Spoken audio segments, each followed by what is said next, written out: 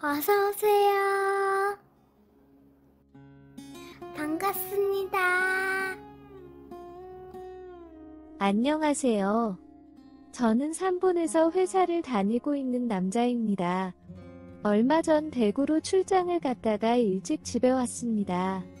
대구에서 올라오는 길에 아내가 좋아하는 대전의 유명한 빵집에 들러서 빵까지 사서 들어왔는데 침대에 누워있는 다른 남자의 외로움을 입으로 달래주고 있었습니다. 심지어 그 옆에는 태어난 지 5개월밖에 안 된 아이가 놀고 있는데도 한 아이의 엄마이자 한 남자의 아내인 여자가 남편이 아닌 다른 남자와 사랑을 나누고 있던 것이었습니다. 들고 있던 빵을 그들에게 던지고 그 두 사람의 머리끄덩이를 잡고 그 방에서 끌고 나왔습니다. 아내와 그 남자는 잘못했다며 싹싹 빌었고 이것저것 뒤져보고 찾아내기 전에 솔직하게 언제부터 만났고 어떻게 알게 된 사이인지 전부 다 말하라고 하였습니다. 그 남자는 아내가 과거에 다녔던 회사의 동료였고 4년 전 저와 연애를 시작할 때도 만나고 있던 사이라고 하였습니다. 그 남자는 이미 결혼한 유부남이고 애들도 있다 보니 부적절한 사이로 몰래 만남을 이어가던 중이었고 제가 대구로 출장을 가자 그 남자가 연차를 낸 뒤 저희 집에서 아내와 며칠째 시간을 보내던 중이었습니다. 그들의 이야기를 들으면서 아내 핸드폰의 대화 내용을 보았는데 2년 전에 그 남자아이인지 제 아이인지 알 수가 없어서 아이를 포기한 사실도 알 수 있었습니다. 충격적인 사실들을 알게 되면서 도저히 그 둘을 볼 수가 없었습니다. 제가 출장을 간 날부터 몇 시간 전까지 같이 애정행각을 했던 곳이라고 생각을 하니 너무 구역질이 나고 불쾌한 기분이 들었습니다. 일단 5개월 된 아이의 짐을 챙기고 아이와 함께 그 집을 나왔습니다. 나오면서 아파트 상가에 있는 부동산에 들려서 집을 급매로 올려두었습니다.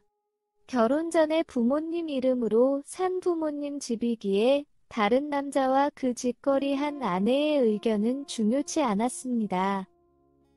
부동산 집을 올리면서 당연히 부모님도 곧 알게 되실 거라는 생각에 날씨는 춥고 마땅히 갈 곳도 없어서 아이를 데리고 본가로 갔습니다. 누가 봐도 급하게 나온 증 상태에 아내도 없이 제가 어두운 얼굴로 아이만 데리고 온 것을 보고서는 아버지께서 아무 말도 없이 집 문을 열어주셨습니다. 아버지와 달리 어머니는 무슨 일이냐면서 아내한테 계속 전화해서 물어보신다고 하자 아버지는 편히 쉬라고 하시면서 어머니를 데리고 안방으로 들어가셨습니다. 그 후로 한참 동안 아이를 보면서 울었습니다. 어머니가 아내한테 전화를 했는지 며칠이 지나서 본가로 찾아왔고 퇴근하고 온 저를 보자마자 무작정 미안하다고 사과를 하는데 아직은 할 말이 없으니 돌아가라고 하였습니다. 그러면서 부동산에서 집 보려 2번이나 왔다면서 집을 판다고 하던데 어떻게 된 거냐고 물었습니다. 내 집도 아니고 내 집도 아니고 우리 부모님 집이고 팔기로 했으니 빠른 시일 내에 그 집에서 나가라고 하였습니다. 혹시나 해서 하는 말이지만 기분 나쁘다고 집에 이상한 짓을 하면 전부 다 손해배상 청구할 테니까 얌전히 집만 챙겨서 나가라고 하였습니다. 당장이라도 아내에게 이혼 이야기를 꺼내고 싶었지만 아내가 본가로 찾아왔을 때는 아이와 저의 친자검사 결과가 나오기 전이었습니다. 단 한 번도 아이가 제 친자식이 아니라고 생각해 본 적이 없었는데 아내가 누구의 아이인지 몰라서 아이를 포기한 적이 있다는 것을 알고 나니 제 의심을 멈출 수 없었습니다. 확실히 하고 넘어가지 않으면 평생 후회할 것 같았습니다. 얼마의 시간이 더 지난 후에 친자검사 결과를 받았습니다. 결과는 제 아이가 아니었습니다. 아내가 입덧하고 출산 후 우울증에 새벽에 분유 주고 기저귀를 갈아주는 등 이 모든 것이 하나도 안 힘들고 천사같이 이쁜 아이가 제 친자식이 아니라는 결과에 정말 세상이 무너지는 것 같았습니다. 당장이라도 아내를 찾아가서 화를 내고 싶지만 정말 큰 사고를 칠 것 같아서 정말 꾹꾹 참으면서 떨리는 가슴을 겨우 다스리며 친자검사 결과서를 부모님께 먼저 보여드리고는 이혼하겠다고 말씀을 드렸습니다. 아버지는 어느 정도 예상을 하셨다는 듯이 그동안 고생 많았다면서 저 하고 싶은 대로 하라고 하셨습니다. 그리고 지금 이 순간부터는 며느리는 처음부터 없었다고 생각할 테니 엄마 아빠 신경 쓰지 말고 제가 하고 싶은 대로 하라고 하셨습니다. 부모님께 죄송하다는 말씀만 여러 번 드리고는 아이와 아이짐을 챙겨서 지방에 있는 처갓집으로 갔습니다. 갑자기 찾아온 저와 아이를 보면서 반가워하시면서 엄청 놀라시는 것을 보니 아내가 아무 말도 안 한 것 같았습니다. 저는 몇 주 전에 집에서 있었던 사실과 아내 핸드폰에 옮겨받는 그 남자와의 대화 내용들, 그리고 친자 확인 검사를 보여드렸습니다. 그리고 이혼하겠다는 말씀을 드리고 마지막으로 아이를 꼭 안아주고 처갓집에서 나왔습니다.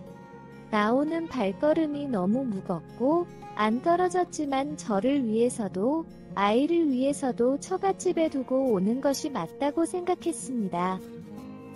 혼자서 본가로 올라오는 차 안에서 펑펑 울고 있는데 처갓집 상황을 들었는지 아내한테 전화가 와서는 꼭 그렇게까지 해야 되겠냐면서 소리를 지르길래 저도 그동안 참아왔던 속마음을 시원하게 쏟아내고는 이혼하자고 하였습니다.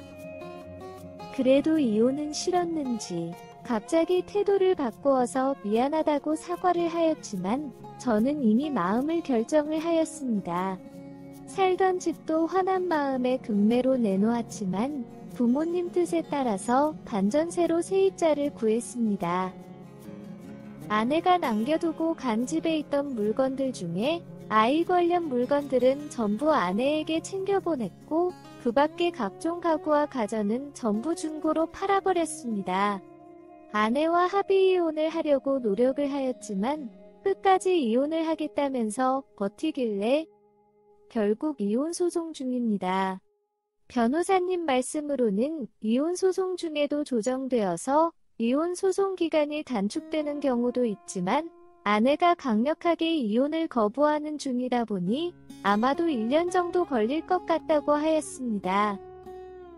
그리고 아내의 귀책으로 이혼을 하는 것이지만 재산 분할은 재산 형성 기여도에 따라서 분할이 될 거라면서 답답하고 억울하더라도 어쩔 수 없다고 하였습니다. 양육권은 당연히 포기하였고 위자료는 최대한 많이 청구해달라고 하였습니다. 물론 그 남자에게도 상간남 소송을 진행하였고 5천만 원을 받았습니다. 그 남자의 배우자도 아내한테 상간녀 소송을 걸었다고 이야기는 들었는데 어떻게 진행되었는지 모릅니다. 가끔씩 처갓집에서 나올 때 울던 아이의 모습이 자꾸 생각이 나서 힘든 것 빼고는 많이 좋아졌고 일상생활도 잘하면서 지내고 있습니다. 오늘의 사연은 여기까지입니다. 구독과 좋아요, 알림 설정 부탁드립니다.